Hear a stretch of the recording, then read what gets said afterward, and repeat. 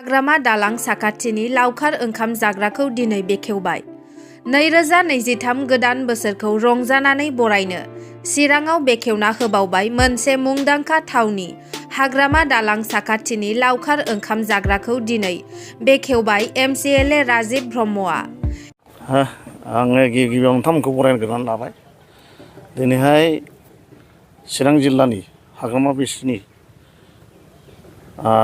दैमायाव आइ रिभार बिलि ना मा होनदों? आइ रिभार पिकनिक स्पट हिसाबै बेखौ दिनैहाय बेखेवनाय जाबाय।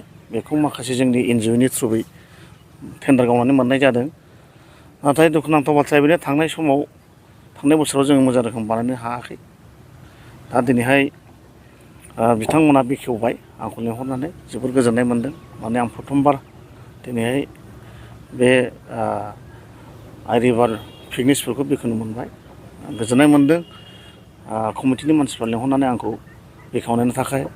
आं आसा खालामदों मोजाङै मोजां सोलिगोन आरो जाय बिथांमोना फैनानै बाव पिकनिक जाफैगोन बिथांमोना हयथ' मिथियाखैमोन जानांगौ। दा दिनैनिफ्राय हयथ' बेखौ खुला खालामनाय जाबाय। दा आं रायजो राजाफोरखौ बेखौनो खावलायनो सानदों पिकनिक जाफैनायफ्राव जाहाथे गावजों गाव दावराव दावसि जायाजासेनो मोजाङै मोजां जायो थाङो बेखौ आङो कमिटिनि जानानै खावलायहरबाय एसे गेस हिसाबै। दा सिगाङावहाय बेखौ दैजिं होननानै बयबो मिथियोमोन। सारा इण्डियाआवनो बेखौ मिथिनाय जाबायमोन। नाथाय बेखौ दा बिटिआर सरखार जानायनि उनाव दा बे नामखौ सोलायनानै गुबुन नाम मा होनो आइ बिलि पिकनिक स्पट बानायनाय जाबाय। दा हयथ' गुबुन स्टेटनि मानसिफ्रा हयथ' गोदान नाम जानायखाय मिथिया जानो हागौ।